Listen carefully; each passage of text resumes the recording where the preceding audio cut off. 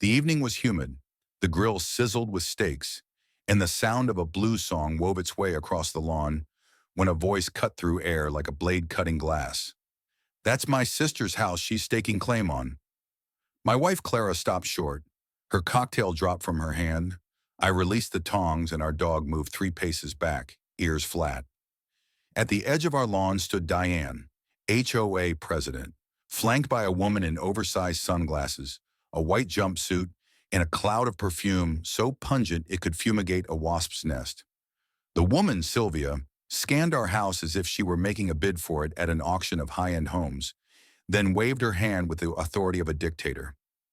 "My sister Sylvia has chosen this home," Diane stated. "You have 30 days to vacate." My brain stalled for a moment. Claire and I just stared at each other, and we both burst out laughing, not because it was funny, but because it was totally insane. Diane's face didn't change, smug as ever. She walked up to me and handed me a letter printed on fake HOA letterhead, citing some sort of emergency reassignment clause and a family consideration provision, supposedly transferring our house to Sylvia due to her needs. My name wasn't included. "You're serious?" I asked, stunned. Diane threw her sleek bob.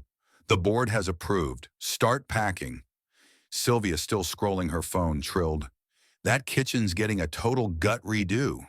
She hadn't even looked at us. Clara let out a strangled noise, ready to go nuclear, but I grabbed her arm, staying calm. What they didn't realize, what made the whole experience epically stupid, was that we had 6 security cameras recording every word. One even zoomed in on Diane's ridiculous letter.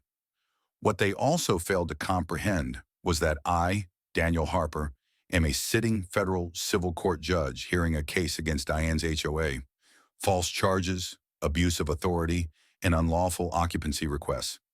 I wasn't handling the case, Judge Alvarez was, but when I noticed Diane's name on the list of defendants, I choked with laughter nearly. I played dumb that day. "Interesting," I read, reading the letter, attempting to hold back a smirk. "Move-in date?" Diane, not catching my tone, replied, "First week of next month. Sylvia's hired movers. Clear your stuff before her paint samples arrive."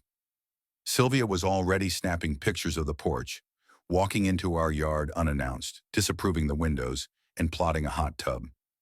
Diane went on at length about the values of communities and sacrifices of families in distress. I demanded to know what hardship Sylvia supposedly was facing. "Emotional healing from a divorce," Diane replied straight-faced. "It's in our mission statement." I bit my cheek to prevent giggling. Clara stood frozen, hovering between astonishment and anger. Then Diane dropped another bombshell. She'd updated the HOA database to reflect Sylvia as the pending owner and had ordered a locksmith for Friday. "Will police be involved?" I asked. "They won't be necessary," she said, smirking. "You'll be gone." I leaned on the railing, soaking up the audacity. This was not just entitled stupidity. It was a criminal trap, orchestrated by someone who had no notion that she was trying to evict a sitting judge under an invented rule. "You know, Diane," I said to her, "I'll take a few things. Make this more convenient." She smiled. "That's the community spirit." Sylvia chimed in. "Don't take the curtains."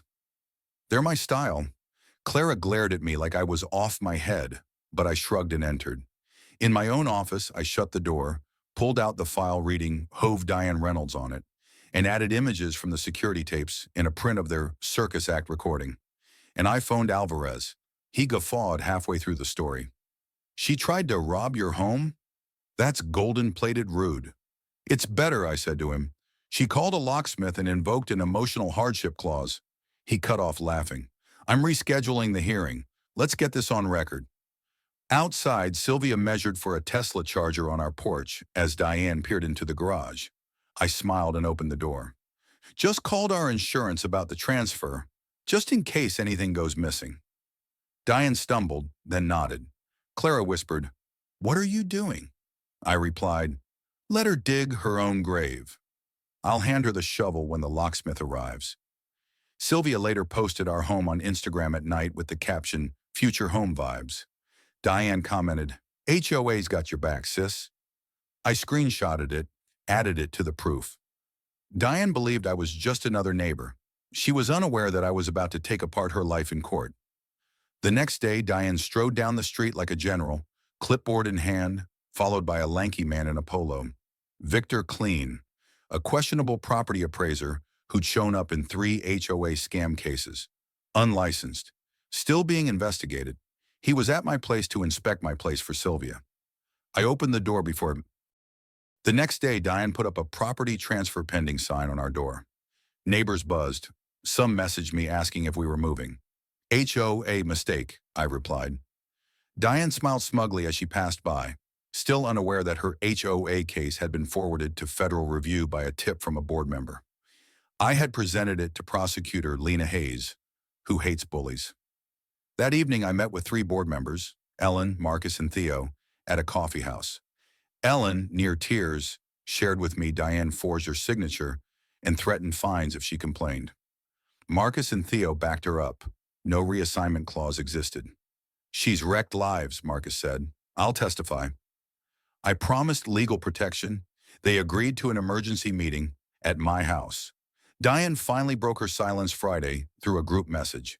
Marcus said she'd scheduled an HOA meeting Sunday to rubber stamp the transfer.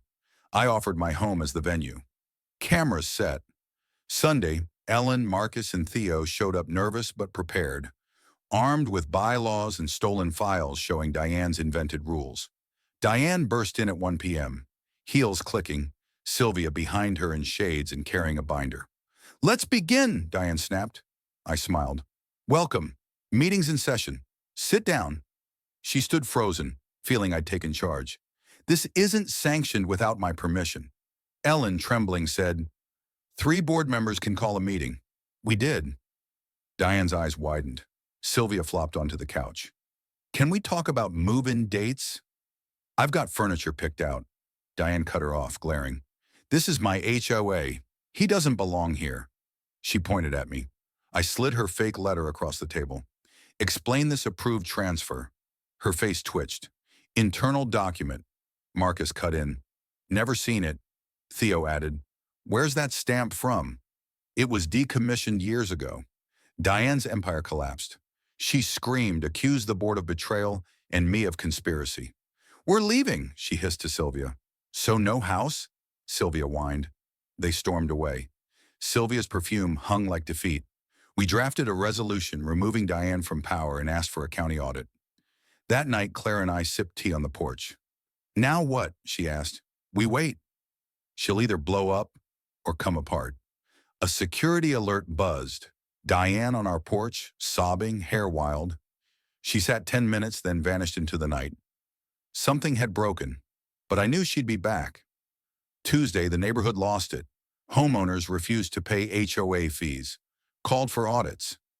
80% of homeowners signed a petition to remove Diane. And then came an anonymous package.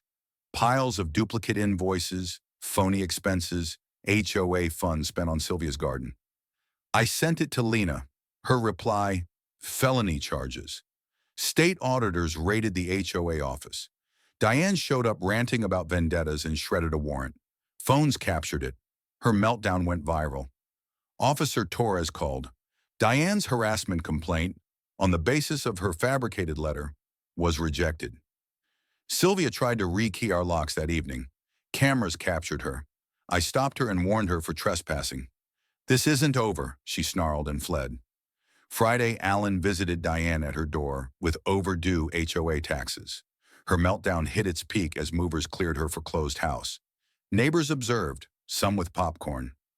Sylvia drove up, noticed the excitement, and took off. She left Diane high and dry. Her home was put up for auction. Fines were paid in cash. Sylvia's social media went dark. She vanished. The HOA elected Ellen as president, enacted measures of transparency. Neighbors smiled more. Wednesday, Lena called. Warrants were issued. Charges, fraud, misappropriation of funds, attempted seizure of property. I stood on the porch as Diane was served. Her legs weakened. Clara raised a glass of wine. "To the end of the storm." I clinked mine. Then I put up a notice beneath Diane's weathered notice. "Driven out by truth. Court sanctioned." Justice did not thunder. It waited, quiet, patient, until Diane's falsehoods fell under their own weight.